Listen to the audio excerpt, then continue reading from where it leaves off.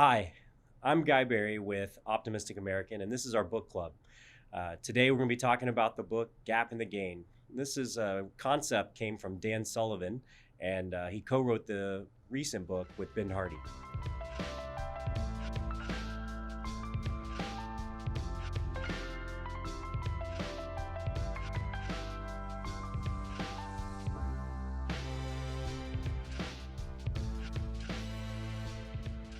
My guest today is Mike Bechtol, and Mike, thanks for joining me. Yeah, thanks, Guy. Happy to be here. So Gap in the Gain comes from Dan Sullivan, who we've read some of his other books and understand some of his coaching.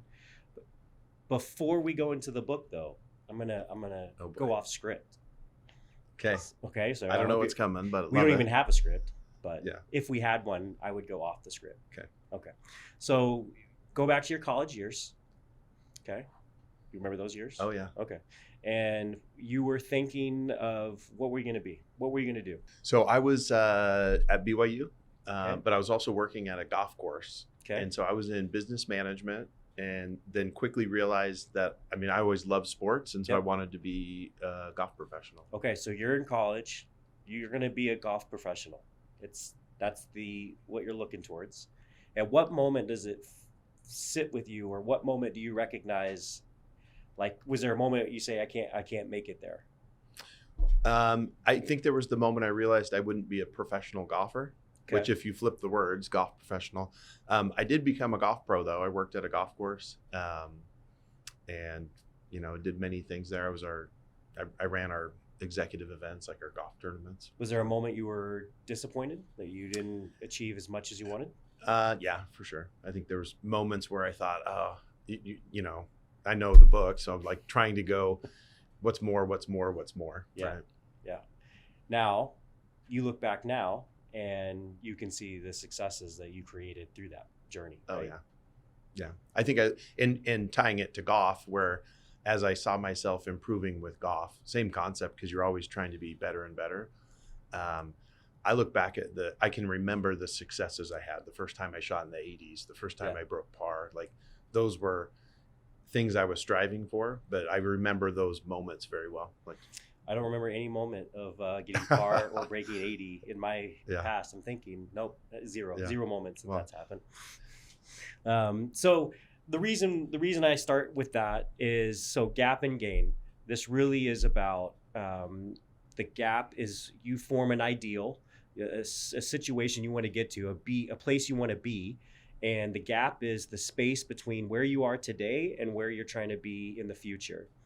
The gain is, I'm going to look in the past and I'm going to see where I was and where I am today, and I can find the gains that I have and I can celebrate those.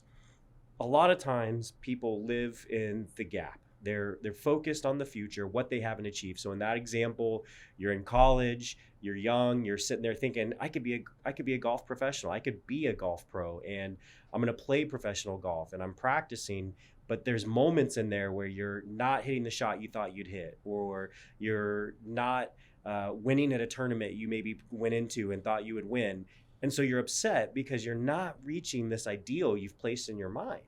Yet, if you had paused, just like you did today, and said, okay, in the past, I got par. I broke 80. I did these amazing things that a lot of people are going to struggle with in golf, and it celebrated that, your happiness elevates. So that is what we're going to talk about today when we talk about the gap and the gain. What do you see when you hear that overall concept? Yeah, I love it. It resonates a lot with me. I tend to be more optimistic in life. I think this lets you intentionally think about it, or create a system around, how do I think about whether it's my day, a week, a month, years. Mm-hmm. And we tend to, I think just as humans, we tend to always want more. I think when we pause, and I was, as I was even driving in, Ella, my daughter, she's 16, and was listening to some of the podcasts that Dan and Ben do, and she was like, oh, that's a cool thought. And I was applying it to her, because she's really hard on herself with, maybe she got a 96 on a test, and the ideal was 100, and she's focused on the 4, not the not the 96. But yeah, so I mean, I love this concept. I'm excited to, just as we've been looking at it more, just put it in my life more in a more intentional way. I think I do it naturally, but more intentionally. Yeah. And when I think of this book club, again, this book here is relatively easy to read, short. It's under 200 pages. You got 6 chapters, so 2 sections. Get out of the gap, second, and then the second sections get into the gain, and then 3 chapters within each of those. So relatively easy to digest, relatively easy to read through or even listen to if you download the audiobook. And we can go chapter by chapter, but because there's a lot of these concepts in here that I feel that resonate with people. When you look at social media, for example, right? That is putting people into the gap. Gap also is you're comparing yourself to someone else. If I'm comparing to someone else, I'm out of control in that comparison, meaning I don't control that, right? I don't control what that other person does. I don't control how they are. But if I compare to myself prior, I can control that. I can control time. When do I want to measure? Mm-hmm. And that's another key piece of this book, is that the human brain has the ability to digest time. So we can look and pick, what time do I want to look at for my gain, right? The last 6 months of my life might have been miserable, but the last 3 years of my life, I can see where I've really gained. That's where you can decide how to measure and what time frame to look at. So as we get into the book, there was one story that that resonated me with a little bit, which was there were some rowers, and the rowing team, I believe it's the British rowing team that was trying to win the Olympics, and they used a filtering question on everything they were doing to train, and the filtering question was, will it make the boat go faster? So if they were asked to go have a drink, during training, they would ask the question, will it make the boat go faster if I go have a drink with these people? And they're like, no, that won't make the boat go faster. Or, hey, these people are going to go on a vacation and do X, Y, Z. It's like, okay, well, will it make the boat go faster? No. Okay, I'm not going to do that. That filtering question they would use to try to get to their target, and they ended up winning, I believe, gold with that. So I was curious, have you ever had a concept like that, or come across something of using a filtering question or putting something through a lens or frame to really help yourself? And what I like about the gap is you talked about how it can be positive, but also how it can be negative, right? There's the gap of, if I'm comparing myself to everything around me, the car I drive, the clothes I wear, the whatever, that measurement can cause me, or I feel a certain way against that measurement. But if I measure it against myself, or if I go, hey, the gap is the ideal that I'm going to strive to, and the rowers, right, they use that as, hey, we want to win gold. Yep. They created a filtering question so they could measure every decision they made. That's right. Right, in a positive way now, right? They didn't make it negative, they made it positive. And most relevant today, I think, is at work, right? Is in our job, there's lots of slogans we use: put people first, people get healthy. Our core values we use: start with yes, obsess over the customer. But we talk about a lot is that put everything through the customer's lens first, right? Like if this decision we're making, it may make my job easier, it may make finance easier, or the TPA easier. What is it going to do to the customer? And before we make any change, we're thinking about that. That's become a kind of a ruling question at our company, is we always start with that. Yeah. So essentially, a company's core values become the filtering question. Yeah. Right. So now it's, okay, if I'm doing this, how does it affect those core values? So I'm recruiting people, are those people fitting the core values? Right. Like if you're using those core values as a filtering question, you should be pushing the company forward. Yeah. That's great point. Then there was another great story later in the book that I took note of, which was it was a college soccer team, and I believe it was Division II. It was a lower division, and the coach didn't have a lot of talent, right? So he doesn't have a lot of talent, and he says, okay, so I'm going to focus on 2 things: mindset and the ability to run and keep running. So if I focus on those two things, I'm going to push this team forward. Then he started to create how to help his players live in the game. So when they would lose a game, because they would lose, he would get them on the bus and he would say, okay, you have 5 minutes to sulk and be negative and just be upset about the game, 5 minutes. And he would set a timer on the bus as they were driving back to school. And then when the timer went off, he says, okay, now you have 10 minutes. I want you to talk about the things that went really great during the game. So he gave them more time to focus on the gains. Then he would set another timer and say, okay, now you have 20 minutes to point good things out about other players on the team. So they would end up spending 30 minutes on positive things at the end of a game versus the 5 minutes of negativity they could have at the beginning. And then during practice, if somebody was having a bad practice, he'd say, okay, go take 5 minutes, go be negative about like that you missed that shot, that you're upset. When it's done, I want you to come back with a positive mindset. So you'd only give them 5 minutes to go, just get over it. Now come back, be positive. So they lost most of their games, I believe, in the first half of the season, won all their games in the second half of the season, and won the championship. Awesome. And really, this was just about mindset. So I was curious when I heard that. I'm thinking, okay, that sounds relatively easy. How do you think you could? How could we put that into a business perspective? You think, like, where does that apply? That somebody who's in a company, like, how can I help team members, employees focus on positive? Yeah. And the mindset shift is, it's easier for some people, harder than others. When I hear that story, what I loved was not dismissing the negative, giving it time, but giving it an appropriate amount of time. Yep. So it didn't dominate, right? A lot of times we may look at like Google reviews, and I'd say, oh, we have 4.6 stars. And we spend all our time on the 1-star reviews, right? And then to going into the gain of say, hey, where were we? But what did I do that was really good here? And then the other one I thought was awesome was the most time was spent on pointing out what other people did that was great, right? Yeah. So the mindset there shifts to, I don't blame Guy for doing this, and I don't blame Dave for doing this. Is I'm going, hey, the reality is here's where we're at, very appropriate amount of time. Then I look at myself and I go, man, I did some good things today. But now if you ask me to go, hey, yesterday, Mike, point out what all the leaders did that was very positive in the company. And we have things like our high fives in the huddles and the nudges on like Paycor where you can recognize people. There's always good things you can find. Yep. I think with the team, using the measurement and helping them understand time is a measurement, right? And I use the sports a lot, and I was, it's funny in the playoffs, like as playoffs are coming in basketball, last week the Warriors played the Celtics on Sunday. They lost by 50 points.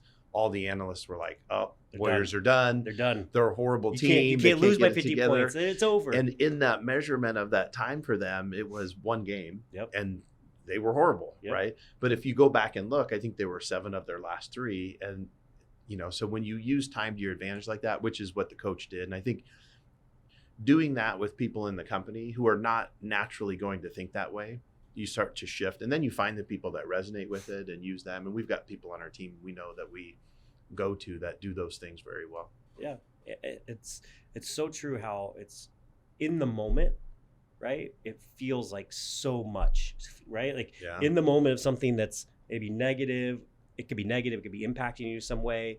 Let's, business-wise, it could be, I'm frustrated that somebody did something or said something, or, we're actually moving our building right now and people could be upset about the desk they're assigned at, and it's going to feel like the end of the world. Yeah. It's going to feel like, why did they put me in this desk? I'm unhappy. And then that negativity just carries forward because you had an ideal. You had a situation. You thought of when you pictured yourself in this building, there's an ideal.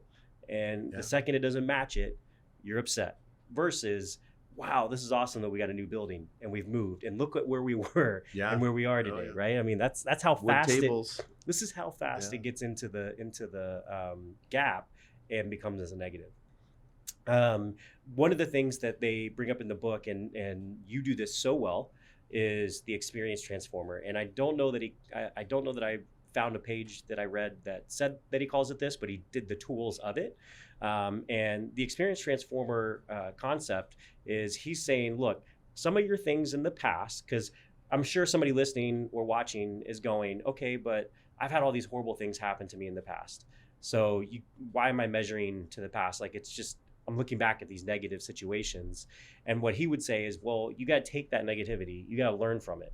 So you're going to go, okay, why don't you walk through an experience transformer and explain just that concept, but use it in the context of, okay, how would I use that on a past situation that maybe was really like negative to me? Yeah. So, I mean, the experience transformer, obviously it's used to look back at an experience. And you start with, what was the ideal outcome we wanted to, what did I want to have happen? Yep. And then you break down what worked. So think about the coach on the bus, right? Yep. Hey, what he started with what didn't work, but what worked, what didn't work. So you go through and it'll be very apparent there were things that worked, even though you didn't hit the ideal outcome. Yep. Right. And then what didn't work.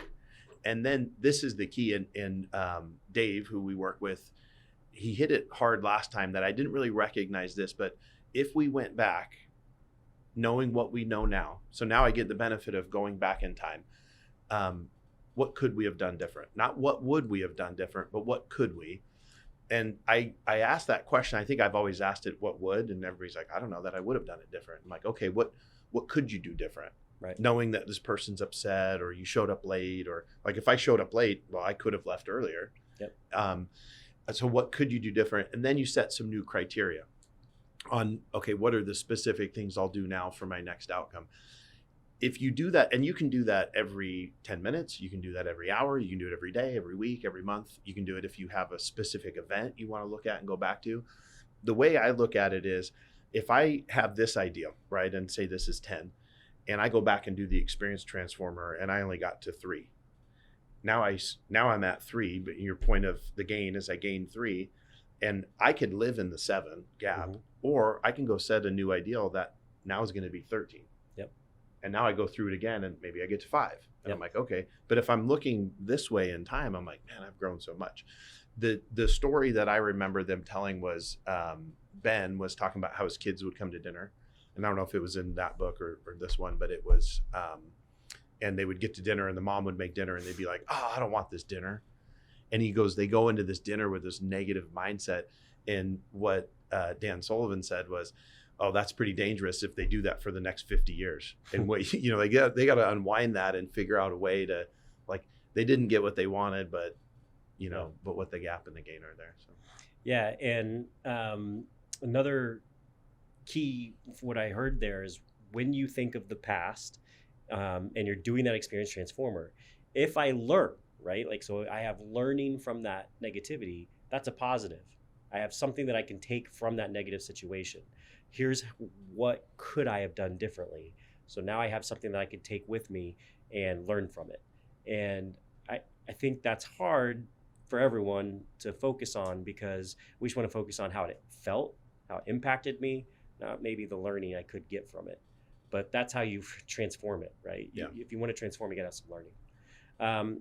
The book, they resonate with me on, hey, end of the day, turn your phone off, put it in airplane mode, because you need a good night's sleep. Don't be looking and scrolling at your phone 30 minutes to an hour before you go to bed. And I actually, now on the Samsung phones, I'm not an Apple person, don't hate me, but I'm Samsung oh, too, you're Samsung? so I don't okay, hate you. Great, I thank love you. But the Samsung one, you can set a timer and it'll actually make my phone turn black and white, so it has no color on it at bedtime. So I set it so at 8 o'clock every night, it goes black and white. So if you try scrolling or whatever, it just doesn't look good. It doesn't, you don't even want it. So then I just put it aside, and I went to, and it reminds me, like, hey, it's time to not be looking at your phone. Yeah.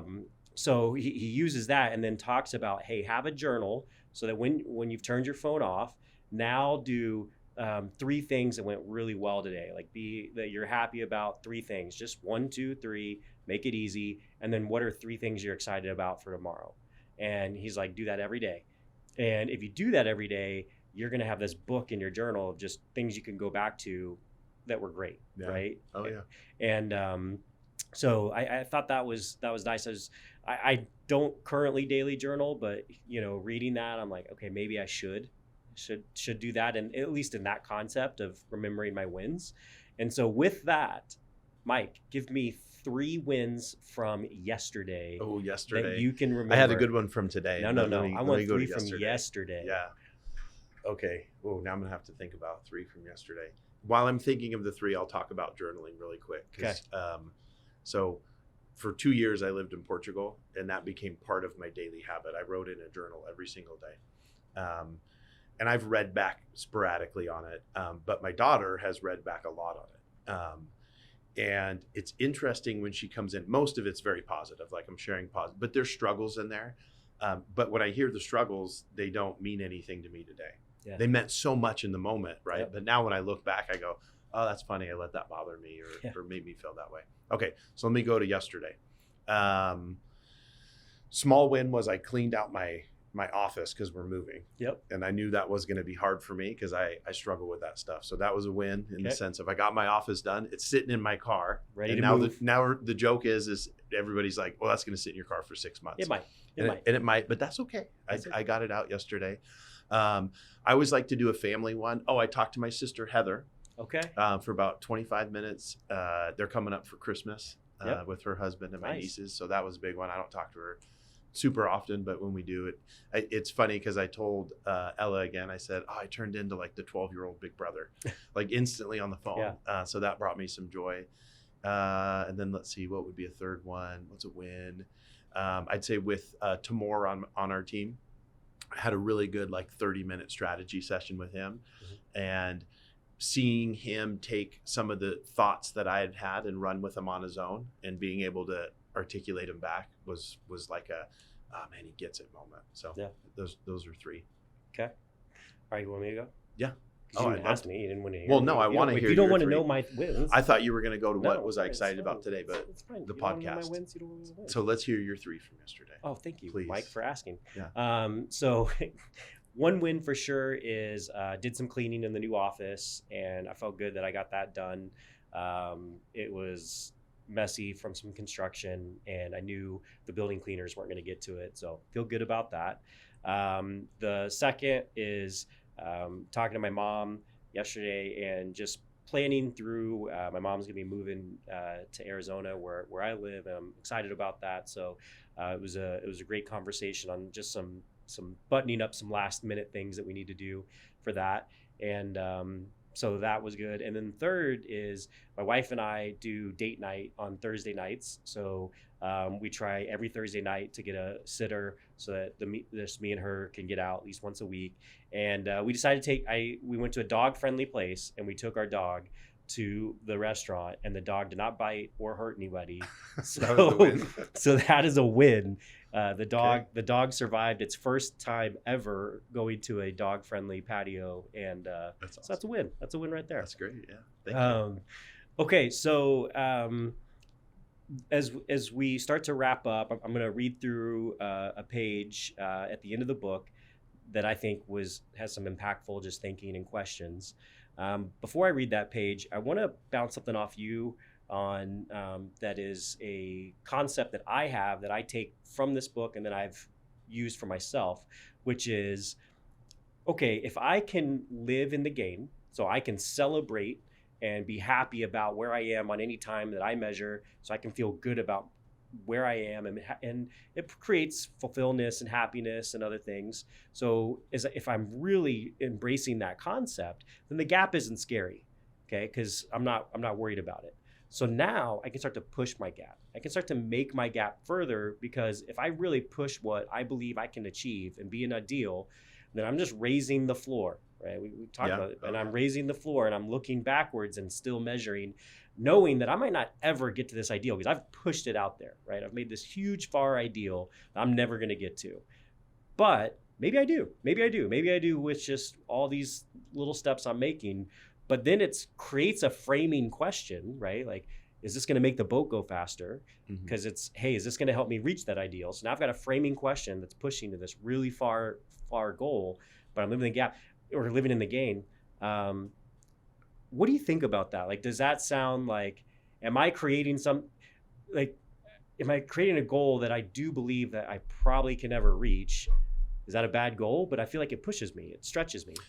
I love it in the sense of this, and it goes back to the soccer coach one of when you don't dismiss the negative and the learning, right? Because you have to have that. You can't not have, like, to have both sides of it. You need to experience the hurt to experience the joy the right way, or loss to experience gain, right? And when you don't hide from it and you accept it, what you said was, I'm not afraid of the gap anymore. So now the gap it's not a negative thing. And what I heard you say, which was cool, was like, I use the example of my gap was 10. Well, why couldn't my gap be 20? If I'm not afraid of that, I'll push it to whatever it is. And can I get there? Yeah. But what was more important, what I heard you say was, it doesn't matter if I do or don't, because you now have the tool to measure time. You have the framework to measure time the right way. If I gained 1, that can still be a success, and I can live in the gain. If I don't, I'm not afraid of it, because I go, well, what happened? Now I do think like an experience transformer and go, man, that just wasn't even close to what I thought. So I think it's awesome. And Dave framed it this way at our offsite of, normally we go past, present, future, right? That's how we look at everything in our lives. What was I doing before? What am I doing now? What do I want to do? And we measure ourselves against that. And where you just framed it too was, I can look into my future. What's my ideal? Push that as far as I want. That becomes a target or a goal. And then I look backwards into the past. So it goes future, past, and then where am I at today? So then I'm living in the gain, right? And now, so I think it's cool to push that as far as you can, but you got to not be afraid of the. Yeah, you can't. If you live in the gap, then you're going to be frustrated every time you look at, I can't get there. I can't make it. I can't do it. Versus, wow, look at the learning I've created trying to get to that, right? Oh my gosh, I learned this. I got this. I achieved this. Okay, awesome. So then I'm just happier to keep going, right? Like, whether I get there or not doesn't matter. It's the journey along the way. Cool. So I wanted to read this last page. I liked some of the questions, and I liked the concept of this. So as you read this book and you go through the gap and the gain, this last page really was, okay, why, if you're going to live in the gain, then you got to ask yourself some of these questions. The question is, will you choose it? Or will you continue measuring against fluctuating ideals and externals? If you choose life of the gain, then you'll be more humbled and clearer than ever before. You'll make happiness your starting point, which you expand every day of your life. The question you must ask yourself is, how far will I go? You're the only person who can answer that question. You're the only person who sets the standards for yourself. You're the only person who determines your direction. You're the only person whose judgments matter about your experiences and your gains. You get to decide how much you'll embrace the gain. You'll get to decide how much gains you'll create. The more gains you create, the more specific and selective you'll become about the life you'll live and the future you'll create. The more gains you create, and the more your life will become unique and incomparable to anyone else. No one can replicate you when you're in the gain, because no one has the same experiences you're having, and no one can transform your experiences into gains the way you do. You've already made it this far. Look back at where you were when you started. What are you going to do now? How far are you going to go? You get to decide that. And with every step you take forward, you get to measure backward and become increasingly humble about how far you've come. It's awesome. Love it. Thank you for listening to our podcast or watching the video for Optimistic American and our book club. I hope you enjoyed our conversation about The Gain and the Gap, a book by Dan Sullivan and Ben Hardy. If you like it, please like, subscribe, and we'd love to hear your comments about what you heard today. And thank you, and have a great day.